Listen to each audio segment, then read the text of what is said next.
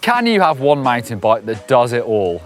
Mountain bikes of all type have improved so much over the last 10 years that all the genres, you know, they're hardly recognisable to their older siblings. But I think there's one type of mountain bike that's got so good, it almost makes the other types obsolete, the trail bike. So, is a trail bike the only mountain bike you'll ever need?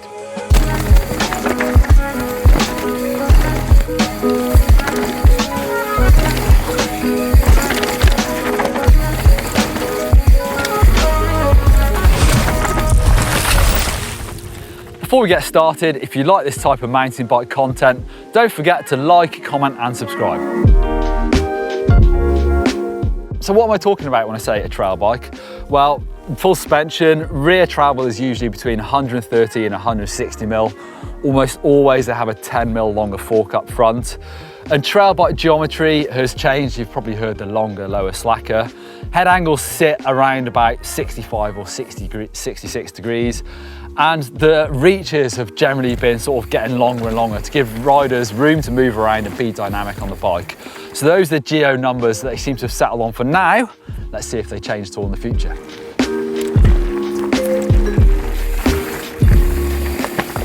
This is an Orbea Occam LT.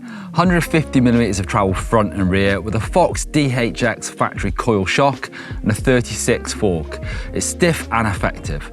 Carbon fibre frame, 29er wheels, although many trail bikes do have mixed wheel size or 27.5, 29er is the most popular size for an all-round trail bike. Short stem, wide bars and a dropper post with a max drop available. Weighing in at about 14 kilograms, about 30 pounds, this is a super capable but still light bike. So what do I mean by super capable?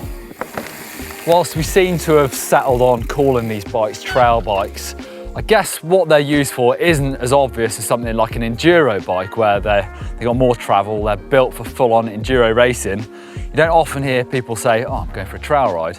But maybe that's a good thing. You can't pigeonhole these bikes and they're good all-rounders. And I think that's why they're the best type of mountain bikes.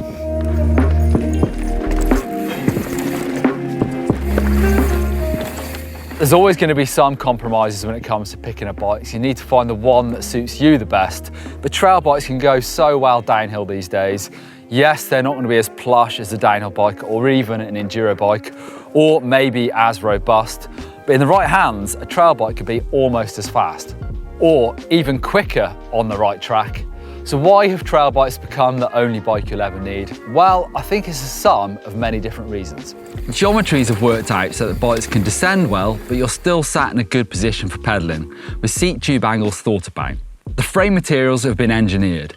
Extra material is added in high load areas in the carbon layup and taken away where it's not needed. But don't get me wrong, great trail bikes don't have to be carbon fibre. Components have become lighter and stronger so they can be ridden hard, but you don't pay the old weight penalty and have to feel like you're just dragging the bike to the top of the hill to enjoy a downhill. A modern trail bike can be enjoyed on the flats and technical climbs. 1x12 gears with massive ranges have made almost all bikes capable of going up and down.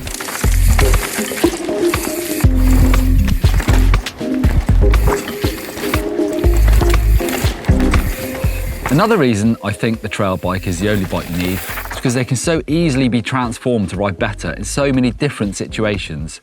You know what? These things sometimes are even made into slopestyle bikes. Get rid of all the bits you don't need, a fixed post, bigger seat, tough tyres, pump up the suspension. You'll see bikes that look pretty similar to this doing some crazy stuff at comps. Or stick a longer stem on, super light XC tyres, or even go the full hog and get some lightweight carbon wheels, and this becomes almost a down country bike. You only need to look at World Cup cross-country racing to see how their thoroughbred bikes are getting longer travel and slacker angles to see they're gradually becoming much closer to what I would call a trail bike. This trail bike pedals so efficiently that for most riders, they'll be able to happily pedal the big kilometres at a good pace. Yes, this is a super strong cross-country bike. Or you could even put on downhill tyres and strong rims, an extra 10mm on the fork. It becomes a downhill focused bike. Where a downhill bike is great for doing one thing, and that's downhill tracks with an uplift, this is a bike you can pedal if you need to or hang it on a ski lift. Yeah, don't get me wrong, I love a downhill bike, but since I don't race downhill anymore, the amount of times I actually think to myself I would love to be on a downhill bike is very few a year. Bike packing. Yeah, there's some brilliant bags out there designed to be used on bikes like this. You don't need an old school tourer or a hardtail to get out there adventuring. Just do it on the best bike. Okay, there is a cost to having a good trail bike, and the lighter and fancier you go, they can get eye-wateringly expensive. But the great thing is you don't have to spend the big money. All the tech is down there at the lower end in the cheaper materials, and you can forget about spending money on more bikes. I've even heard about different parts of the mountain bike industry having to think about how they design their kit because trail bikes have got so capable. POC are now saying they need to design helmets that people are comfortable in to be pedaling out for long distances, maybe up massive mountains, huge elevation, but then their bike allows them to ride really aggressive and really fast back down the gnarly terrain. So they need to think about how capable these bikes are and the kit that the rider's going to need.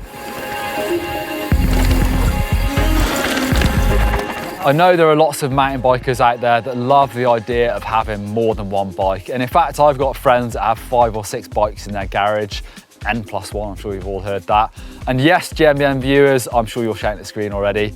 You've probably seen me riding a lot of different bikes. And don't get me wrong, I love the fact I've got lots of lovely partner bikes I get to ride. But I do think there's something to be said for having just one bike because you get so comfortable on it. I mean, I don't think I've had that same feeling since my old downhill racing days where I rode the same bike over and over again. You just feel like the bike becomes part of you and you kind of feel like you know what it's going to do most of the time, not all the time. So yeah, let me know what you think. Do you own just one bike and love it? Or do you have loads of bikes and you like having one bike that suits every different type of riding? Or are you someone that would just like to have more bikes than you've got already? Or am I just a massive hypocrite for telling you that you just need one bike whilst I've got a few at home? And of course, I'm only talking about mountain bikes now. Of course you need a road bike, an e-bike, a commuter bike, a motorbike. Of course.